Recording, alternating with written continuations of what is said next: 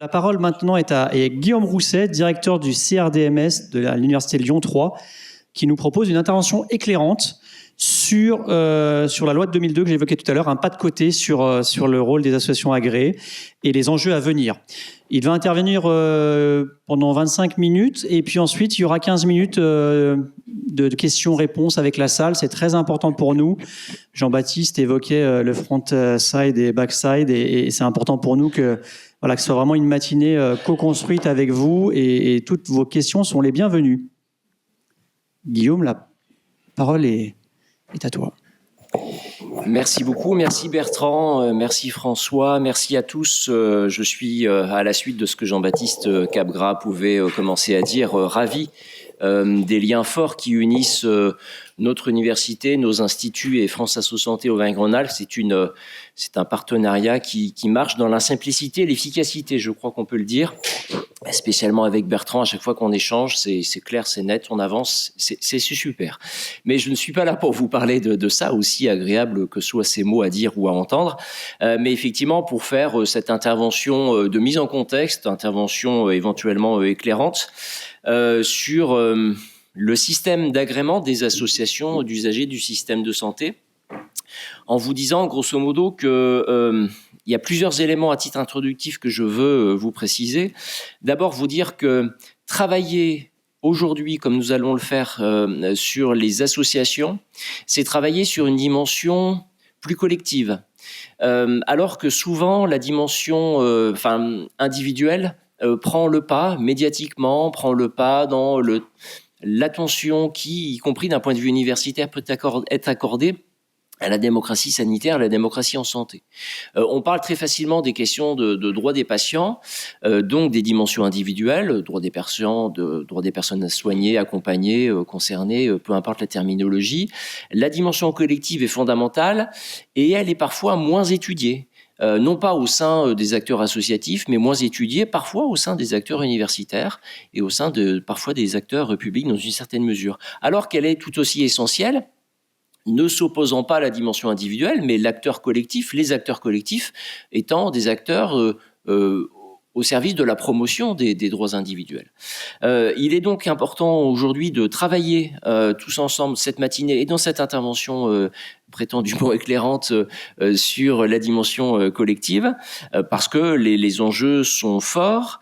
Ils sont forts parce que le représentant des usagers est une partie prenante, est un acteur clé de l'organisation et du fonctionnement du système de santé, tant au sein des établissements de santé que à l'extérieur des établissements de santé, dans les instances extra-hospitalières, instances de santé publique, instances sanitaires au niveau national ou régional, et parce que c'est un système, ce système de démocratie sanitaire par la dimension collective qui est en développement en constant, en évolution constante, et c'est justement parce qu'il y a des évolutions constantes que je vous propose de faire un point, non pas sur la loi du 4 mars 2002, mais depuis la loi du 4 mars 2002, parce que on a fêté les 20 ans assez largement de la loi du 4 mars, indépendamment de la loi du 2 janvier, on a fait un point là-dessus, on est quand même à peu près tous au clair, me semble-t-il, sur les enjeux, les limites et les intérêts de la loi du 4 mars. Ce qui me paraît plus intéressant encore, c'est de voir ce qui a évolué depuis.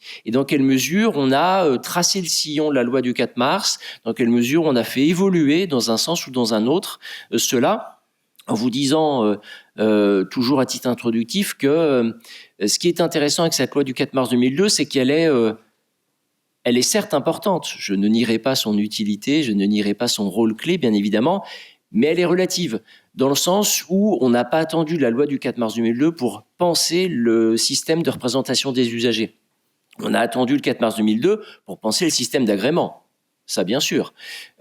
Mais l'agrément, aussi essentiel soit-il, n'est pas l'alpha et l'oméga du système de représentation des usagers. Parce que, comme je vous l'indique, des réformes précédentes, législatives ou réglementaires, ont pensé, précédemment à 2002, le système de représentation des usagers. Alors, je vous le dis en 91 avec certaines instances internes des établissements de santé. Je vous le dis en 2016 avec une des ordonnances Juppé dont on a fêté les 30 ans, il y a peu de temps, avec la question de la généralisation des représentants des usagers dans ce qui était à l'époque le conseil d'administration des établissements publics de santé. C'est le cas en 1999 avec ces organes centraux dans la lutte contre les infections nosocomiales que sont les CLIN. Bref, on a pensé la représentation des usagers de manière progressive, pas à pas, étape par étape. C'est sûr que 2002, c'est une étape clé, c'est une étape fondamentale, probablement plus importante que les précédentes.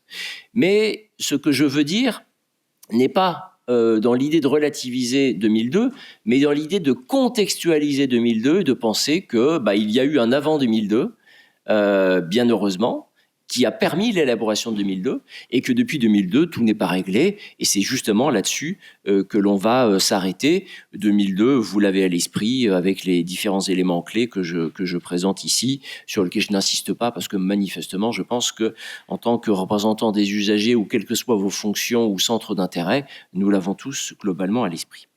Et donc, si je ne me centre pas sur avant 2002, si je ne me centre pas sur 2002, je me centre sur après 2002, qu'est-ce qu'il en a été, pour voir quelles sont les évolutions majeures et quels sont les enjeux persistants ou renouvelés du système de représentation des usagers sur le fondement de l'agrément. Et je vous propose de filer deux idées clés à ce propos.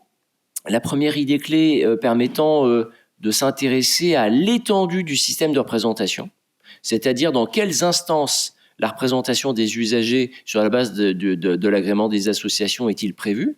Parce que c'est vrai que si vous prévoyez des représentants des usagers dans peu d'instances, dans beaucoup d'instances, dans des instances dont le rôle décisionnel est fondamental, ou dans des instances dont la fonction est essentiellement consultative, vous ne prévoyez pas un même système de représentation. Et à la suite de cette idée sur l'étendue, de travailler sur les conditions de la représentation.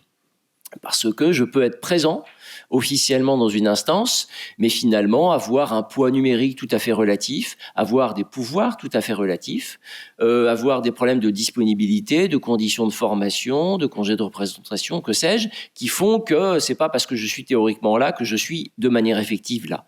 Et donc après les lieux de représentation, après l'étendue de la représentation, nous travaillerons ensemble, nous réfléchirons ensemble sur les conditions de cette représentation.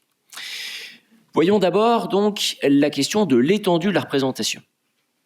L'idée clé que je souhaite développer, qui résulte de l'observation des réformes législatives et réglementaires postérieures, se fonde sur l'idée d'une extension tant générale que spéciale des lieux de représentation. Idée clé que je vais décliner sur la base de 3 traductions.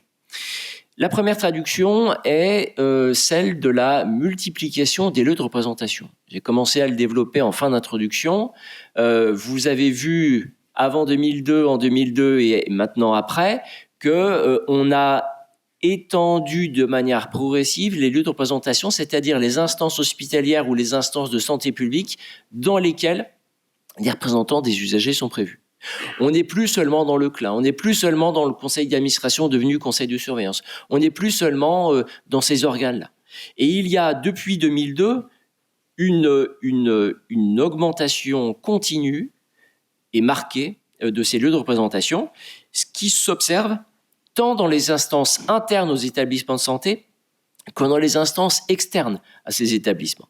Dans les instances internes, je vous donne quelques exemples sous la forme plutôt d'un inventaire à l'après-vert avec, par exemple, cette commission de l'activité libérale des établissements de santé en 2009, l'OHPST, mais aussi, et je vais davantage insister là-dessus, la question du directoire des établissements publics de santé par une réforme de 2021. La question du directoire, me semble-t-il, est emblématique des lieux de représentation et de la manière dont on pense le système de représentation. Le directoire, quelle que soit sa forme initiale, conseil exécutif ou le directoire transformé, est un lieu clé de la gouvernance des établissements publics de santé. Je crois qu'on peut le dire de manière nette, ce n'est pas une instance parfaite, mais le directoire, au sein de la gouvernance hospitalière, au sein de la nouvelle gouvernance hospitalière, c'est un lieu clé.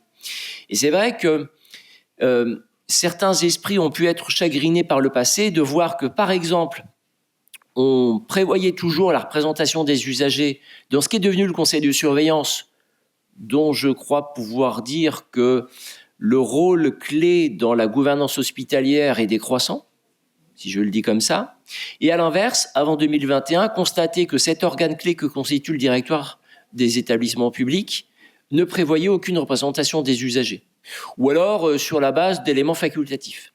Si j'avais été taquin, mais je ne le serais pas, si j'avais été taquin, on aurait pu en déduire que grosso modo, on mettait des représentants des usagers dans des instances dont le pouvoir décisionnel était décroissant et qu'on n'en mettait pas, au contraire, dans des instances dont le rôle décisionnel était fondamental. C'est pour ça qu'il est, me semble-t-il, essentiel de voir qu'en 2021, on a intégré cette représentation des usagers dans d'autres organes, au-delà du conseil de surveillance, y compris dans le directoire, au vu du rôle décisionnel de cet organe. C'est un élément, c'est une évolution que je trouve essentielle. Les instances internes, bien sûr, les instances externes aussi. Et là, je vous mets aussi une variété d'illustrations avec le conseil de surveillance des ARS, bien évidemment, élément clé, avec d'autres instances parfois beaucoup plus spécialisées, le Conseil national de l'urgence hospitalière ou la gouvernance des DAC, ou la plateforme des données de santé, même si là, on est plutôt à un niveau national.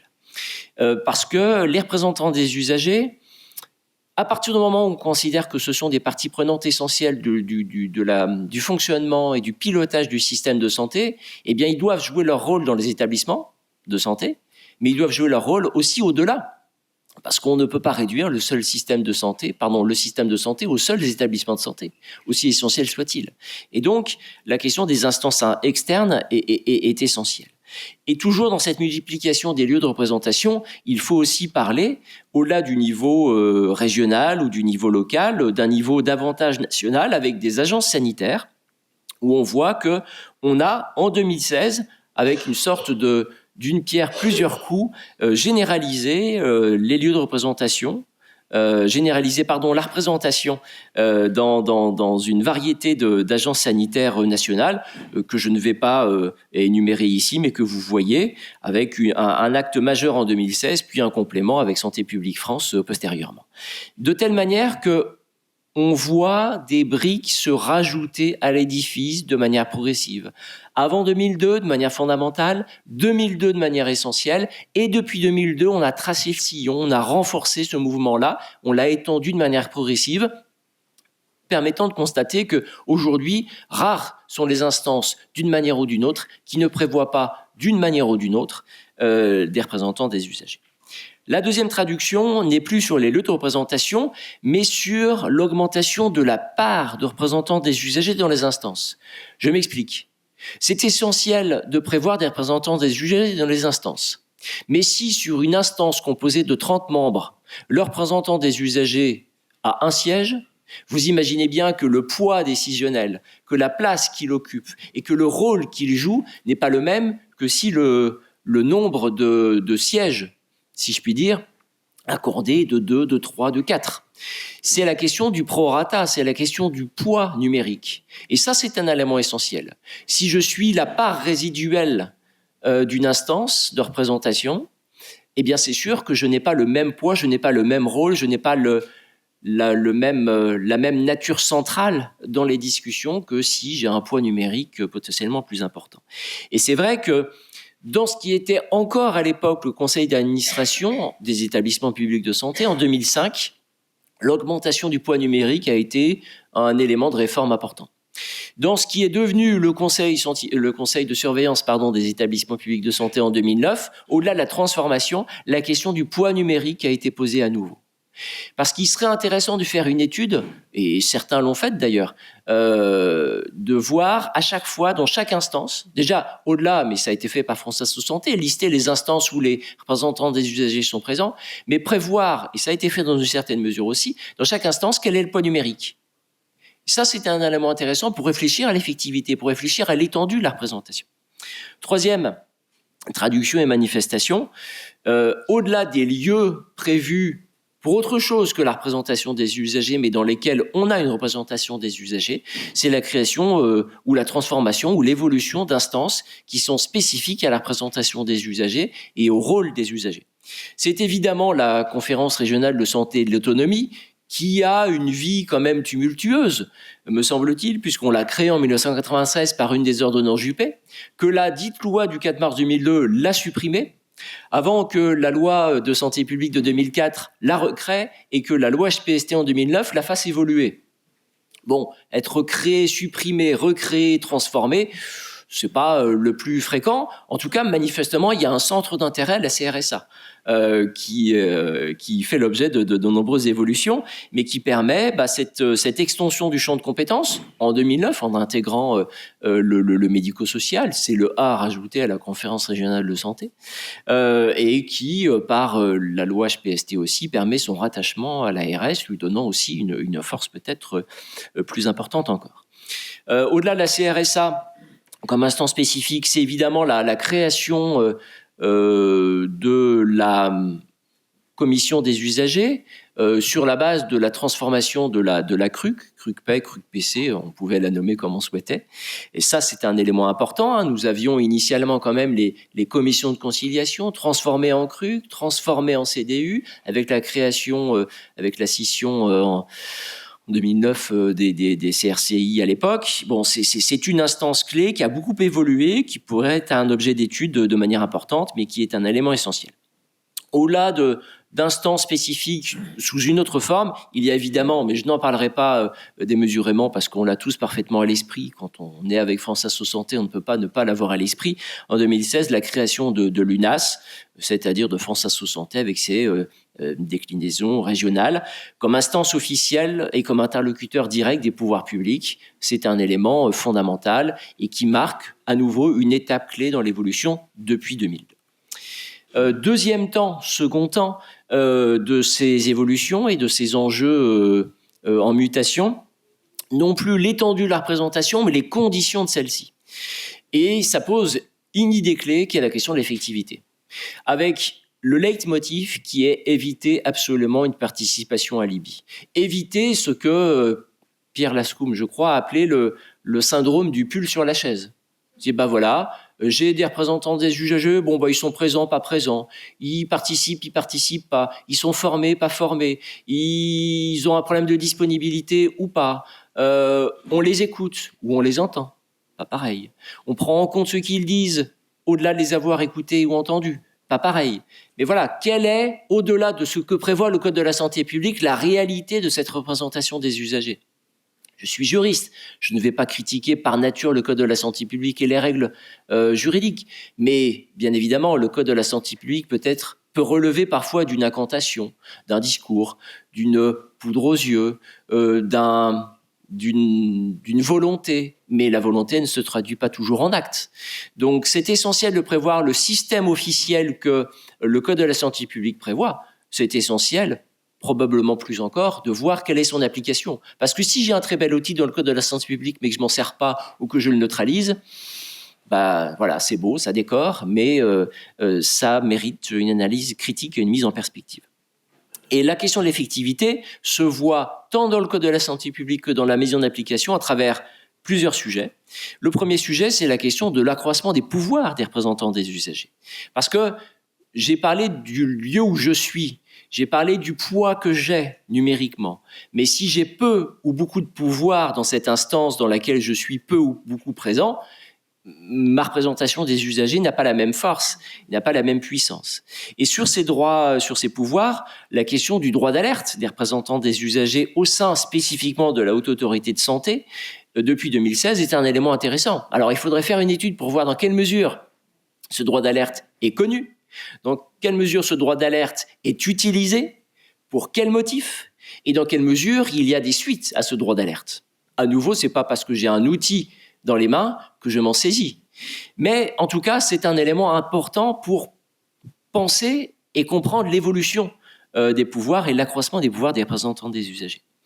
Il y a évidemment aussi la question de l'implication que ces représentants des usagers peuvent avoir dans les actions du Conseil national de l'ordre des médecins en matière d'évaluation des pratiques sur un sujet spécifique mais fondamental qui revient de manière récurrente, qui est la question du refus de soins au sens discriminatoire ou au sens illégal du terme, parce que tout refus de soins n'est pas par nature illégal ou discriminatoire. C'est une notion plus générale. Il y a la question du droit de regard que peuvent avoir les représentants des usagers au sein du Comité économique des produits de santé sur la politique de fixation des prix et des tarifs des produits remboursables par la solidarité nationale. représentation des usagers et comité économique des produits de santé, c'est un sujet en soi, hein. On se souvient par le passé que certains acteurs du CEPS avaient dit bon bah écoutez, non mais on va laisser les gens grosso modo sérieux et raisonnables s'occuper de ces questions, hein, et les représentants des usagers ne sont pas forcément ceux qui sont le plus attendus dans le comité économique des produits de santé. Bon, les choses évoluent dans une certaine mesure et c'est intéressant à ce niveau-là. Un autre élément essentiel sur l'accroissement de ses pouvoirs au sujet de la consultation préalable de l'UNAS pour tout projet portant sur la politique de santé, indépendamment des projets de loi de financement de la sécurité sociale et indépendamment des projets de loi de finances pour lesquels c'était déjà prévu dans une autre mesure. Il y a aussi, par ailleurs, la question de l'action de groupe, mais c'est un sujet dans le sujet, l'action de groupe permettant à une action individuelle d'avoir une dimension collective et de faire une pierre plusieurs coups, mais il y a une technicité très forte de la procédure. On pourrait d'ailleurs s'interroger sur le nombre de procédures d'action de groupe qui ont été lancées de manière effective et qui ont abouti en matière de santé. Pas évident qu'on ait forcément un résultat très important. Dernière diapo pour espérer tenir le timing sur ces conditions de représentation, mais sur des éléments plus précis avec la nécessaire stabilisation de ces conditions. Je voudrais ici vous parler de 3 sujets fortement travaillés par la loi de 2002, mais pour lesquels la loi de 2002 n'a pas été suffisante, et vous allez voir que c'est tout à fait normal. Le premier sujet, c'est la question du système d'agrément.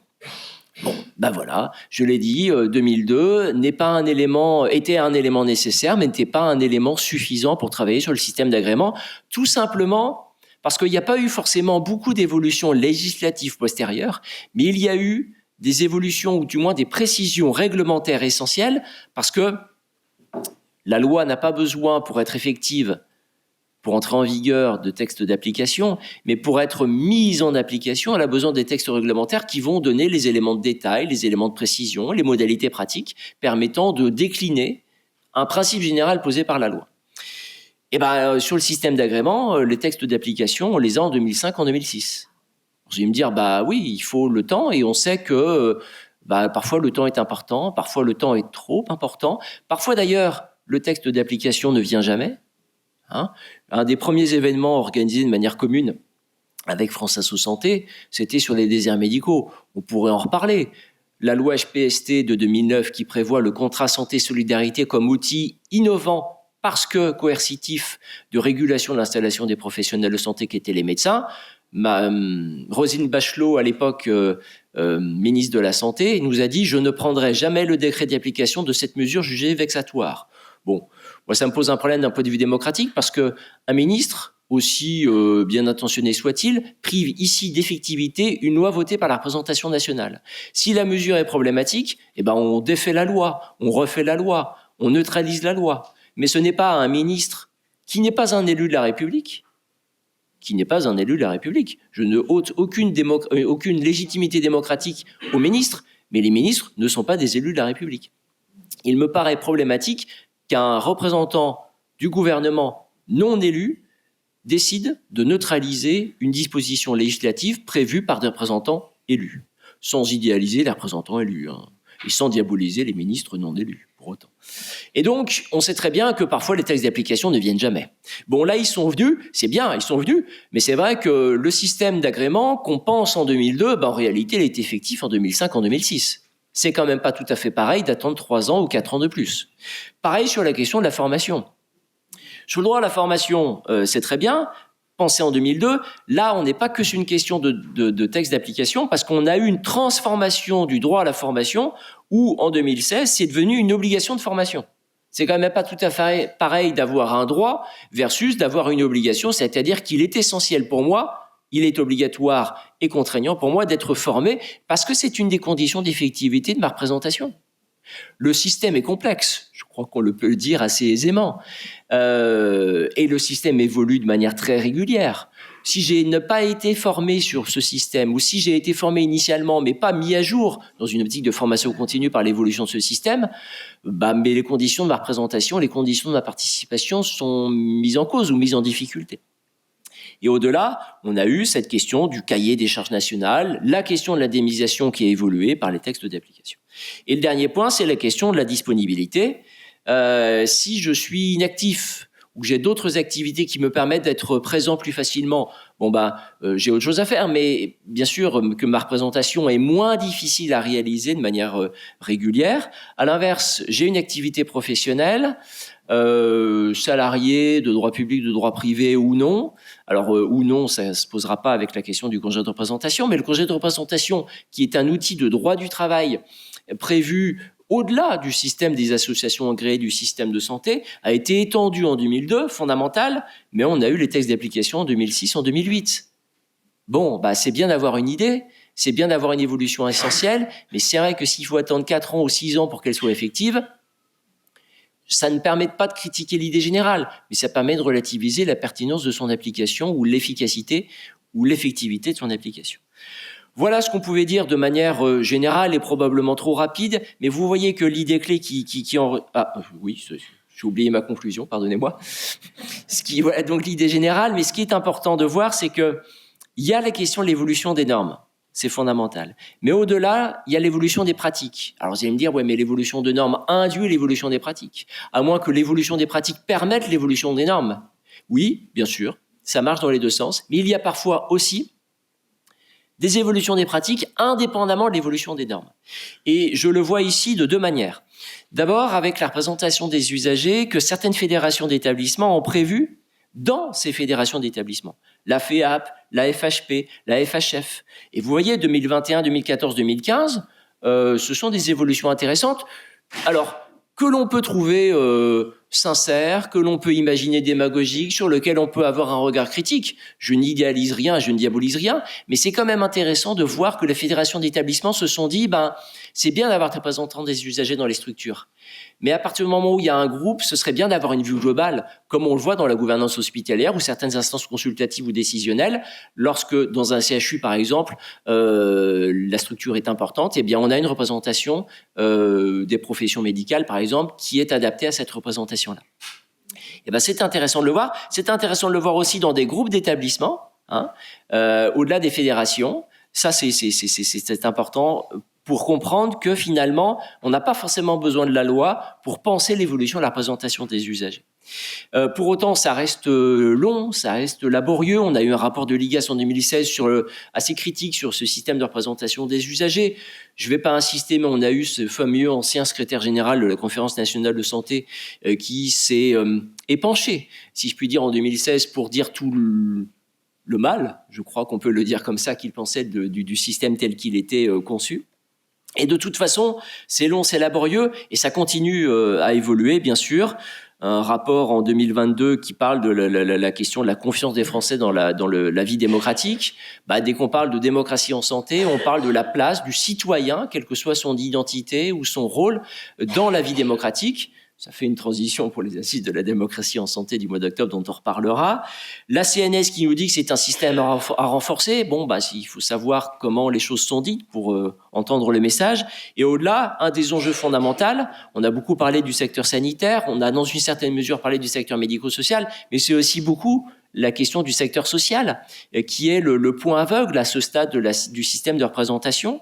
Et on a cette loi de 2022 qui, sur les contrats locaux de santé, dit que c'est bien de penser aux personnes en situation de handicap. On est dans le médico-social. Mais c'est bien, au-delà du médico-social, à penser au social, les personnes, je cite, en situation de pauvreté ou de précarité. France Asso Santé, dans des événements communs, a accordé de l'importance à ces questions des inégalités sociales et de la place aux personnes, la place qu'il faut accorder et la parole qu'il faut donner aux personnes en situation de pauvreté ou de précarité sociale et ou économique. C'est un élément essentiel. Je pense que quand on fera un point prochainement, on verra que les choses évoluent à nouveau de manière longue et laborieuse, parce que c'est vrai que la dimension sociale, et même dans une certaine mesure la dimension médico-sociale, est quand même un point insuffisamment pris en compte par les réformes, mais aussi par les pratiques. Mesdames, Messieurs, je vous remercie. Merci Guillaume pour cette intervention très éclairante qui ouvre plein de perspectives et je suis sûr que dans le public, de nombreuses questions vont jaillir. Alors vous avez la parole, on a 10 minutes pour des questions-réponses à Guillaume. Profitez de sa présence. La première question est toujours la plus dure. Ah.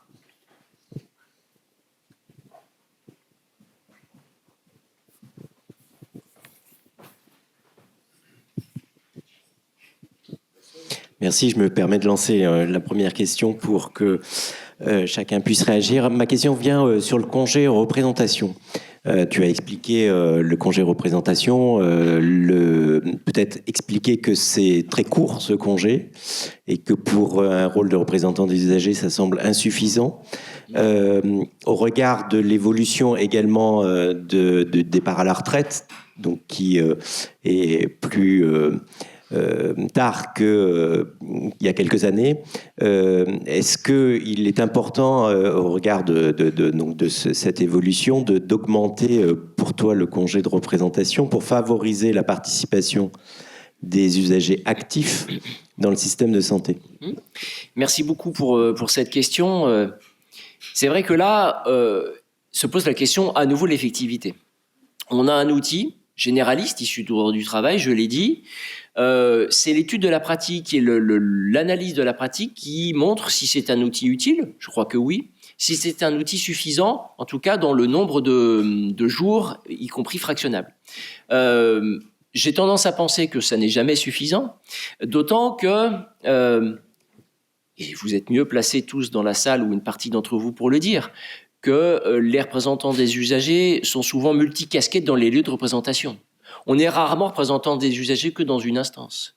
Parce que le nombre de représentants des usagers qui acceptent de s'impliquer, parce que c'est chronophage, c'est très engageant, ne sont pas toujours suffisants et que c'est un peu souvent les mêmes sur lesquels on compte parce que ça se passe bien, parce qu'ils veulent s'impliquer, mais parce que c'est très engageant pour eux. Et assurément, dans ces conditions, si j'ai plusieurs lieux de représentation, si j'ai plusieurs instances de représentation, ben, j'ai pas pour autant un nombre de congés de représentation correspondant.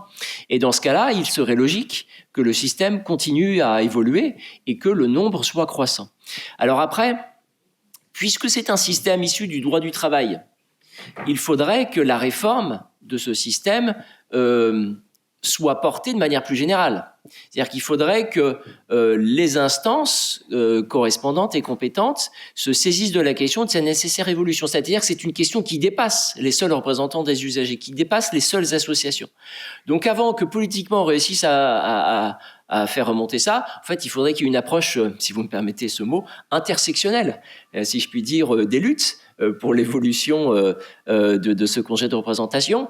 Bon, c'est pas parce que c'est difficile que ça n'est pas possible, mais voilà, c'est un débat et un enjeu qui dépasse le secteur sanitaire, social et médico-social, et donc il est peut-être plus difficile dans ces conditions de s'en saisir.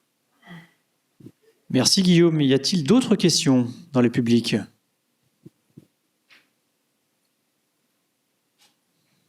Oui. Peut-être juste dire en un mot qui vous êtes et d'où vous parlez, même si j'aurais connu. Yvon Caillot, représentant des usagers dans le Rhône. Avant d'aller jusqu'à la phase ultime d'alerte à la HAS en cas de tout fait ayant des incidences importantes sur la santé, j'aimerais vous entendre sur toute la gradation de ce que un représentant d'usager peut avoir comme recours lorsque les choses ne se passent peut-être pas très bien dans l'exercice de son mandat.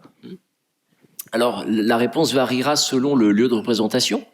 C'est-à-dire que si vous êtes dans une instance interne d'un établissement de santé, si vous êtes dans une commission des usagers, voilà, je renvoie de manière classique à la procédure, au fonctionnement, au mode d'action de la commission des usagers, qui n'est pas une instance parfaite, mais qui est une instance forte quand même de la représentation des usagers et de la défense des droits des patients. Après, c'est sûr que si on est dans un conseil de surveillance ou dans un directoire, et ben là, c'est à nouveau des procédures qui peuvent varier, qui peuvent être spécifiques. Il faudra voir ce que le Code de la santé publique prévoit pour ces systèmes d'alerte, de contrôle, de remontée, et voir ce que le Code de la santé publique prévoit comme pouvant éventuellement varier selon le type de collège ou le type de membre. Donc là, j'allais dire que c'est une réponse qui peut paraître élusive, mais en réalité, qui se fonde sur la variété des procédures de l'instance. Après, sur les instances externes, selon qu'on est à la CRSA, selon qu'on est à l'HAS, selon qu'on est à l'EFS, selon qu'on est à la NSM, à nouveau, les procédures peuvent être spécifiques. Je reviens sur la HAS, je crois que c'est elle, sauf erreur de ma part, où il y a dans cette instance, quand même, dans cette agence, une instance spécifique propre à la question des représentants des usagers, je crois qui s'appelle le comité d'engagement des usagers, sauf erreur de ma part. Je crois que c'est quelque chose comme ça. Bon, c'est d'ailleurs intéressant d'avoir choisi ce mot, engagement.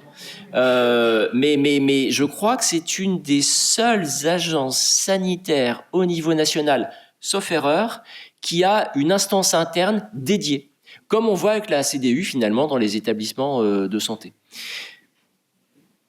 Merci Guillaume. Et on peut prendre une dernière question avant de passer à notre première table ronde et remercier chaleureusement Guillaume. Dernière question. Bonjour, moi je suis représentant des usagers et personne qualifiée sur l'Isère. Mais il se trouve que je suis aussi dans un comité éthique.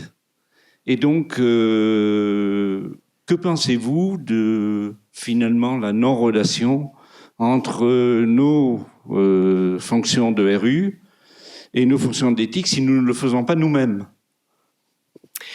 Alors, la question des comités d'éthique, alors, sur l'éthique, tout dépend de quel type d'instance on parle. C'est sûr que si on parle des espaces de réflexion éthique régionaux, il y a une régulation par les pouvoirs publics et une régulation par le Code de la santé publique qui est beaucoup plus forte.